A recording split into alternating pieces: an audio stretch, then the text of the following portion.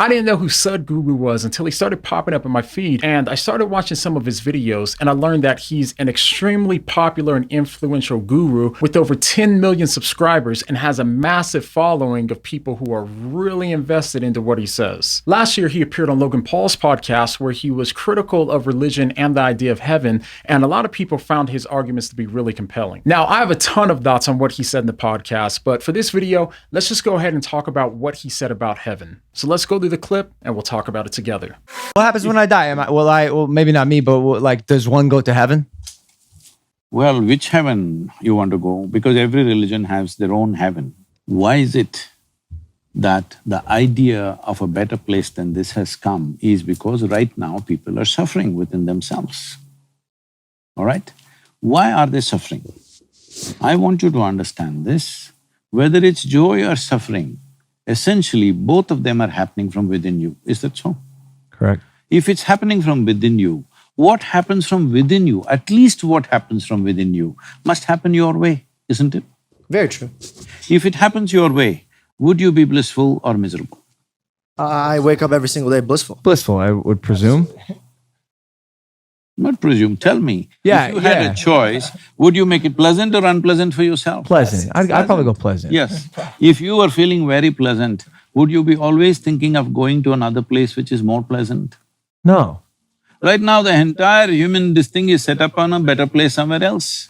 All right, now first off, you can't even deny, even though dude is wearing gloves in the summertime in LA, he's still dressed fresh to death for a 65-year-old guru. Somehow, I'm not even mad at the gloves, they just work. But enough on wondering if his fashion works, the real question is, does his advice? And in order to know that, we first need to be clear on what his point was. So it seems to me that his point in a nutshell is basically that all of us have a desire to be happy and blissful, and you should follow that desire. And since being happy and blissful is something that happens inside of you, and it's not something that happens outside of you, you have control over your internal happiness. And given that this is the case, there's simply no need to think about getting that happiness in the next life. Instead, you should just get it right now in this life. So essentially, he's just saying, if you can have happiness now, why not just have it now? You can do it! Now, when you hear this, if you grew up in the millennial or the Gen Z generation, what he said probably just sounds right and resonates with your instincts at some level. As a millennial myself, my instinctual reaction is to agree with them and to focus on my happiness in the here and now, rather than a heaven that might feel so far away. I think the reason why is because each generation has a certain set of beliefs that they've inherited from culture, and some of those beliefs are so foundational to how they think that they never stop to question if they're valid or not, because they just seem like common sense to that generation. Well, duh.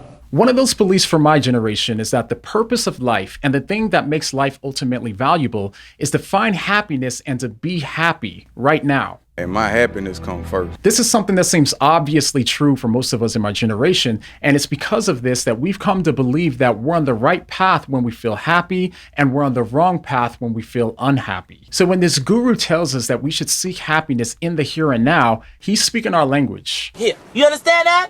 Now you're speaking my language. We don't want delayed gratification, and we want to have our happiness in the here and now, because that's what we've come to believe is the way for us to know that we're living the life that we should be living. So if you could have happiness now, why not have it now? Well, there's a couple of reasons why I don't think that heeding to his advice is going to give you the life that you ultimately want. The first reason is happiness might not be what you truly want.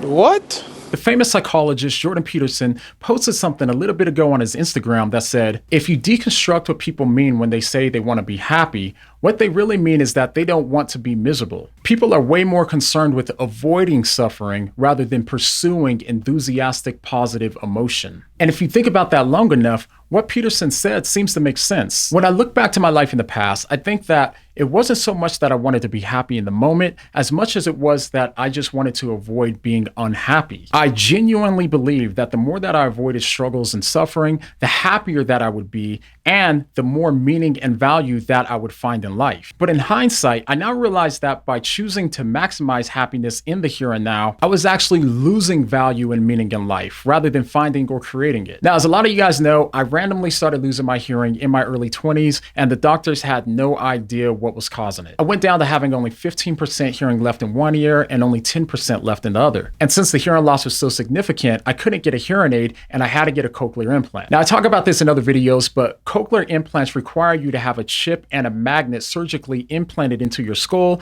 and they also require months or years of rehabilitation so that way you can learn how to hear all over again. Now, I'm sure that this sounds strange to those of you that haven't gone through it, but learning how to hear all over again is actually very hard work, and there's no guarantee that you'll even be successful at it. It was incredibly taxing and exhausting for me, and there were a lot of times that I just wanted to give up and conclude that it just wasn't going to work out for me. But just when I was on the verge of giving up, I took that little bit of hope that I had left in me and I pushed through and I overcame it. And today I can actually hear pretty well with the implant. So now this period of my life was tough and I couldn't communicate with people for a long time, and it was a painful period in my life. So if I could have just snapped my fingers and had good hearing again, I probably would have. But then I wouldn't have had the opportunity to allow my suffering to give my life more meaning and value.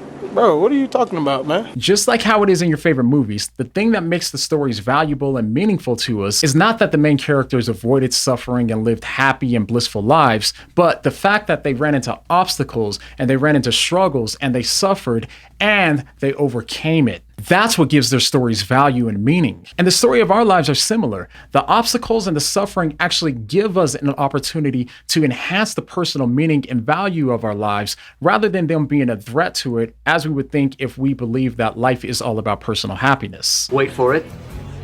Here it comes. Almost there. And lastly, from a Christian perspective, when you think about it, overcoming suffering is actually one of the things that makes the story of Jesus so beautiful as well. Before Jesus came to earth, he could have just forgiven those who trusted in him. And in a Sadhguru type of way, we could have asked him, if you could just forgive us, why not just forgive us now? And Jesus could have never come to earth at all. But instead, he put on human flesh and came into our world, and he suffered tremendously. Now think about just how much more valuable and meaningful his forgiveness is because he came and suffered with us and for us, and ultimately he overcame the suffering and overcame death itself. So in this way, it's because of the suffering that the life and death of Jesus has far more meaning to us, not less. Nice. But that's coming from a Christian perspective. And a Christian perspective is one that Sadhguru not only disagrees with, but also sees as one of the biggest problems in the world. What's wrong with the human beings? The only thing that's wrong is they've arrived at too many conclusions, either because of religious beliefs or philosophical beliefs or ideologies or some nonsense that they've concluded. Major religions on the planet, unfortunately, are on a collision course all the time. Hundreds of millions of people have died in the last 500 years. Yes. Because of my religion versus your religion. Is that a fact?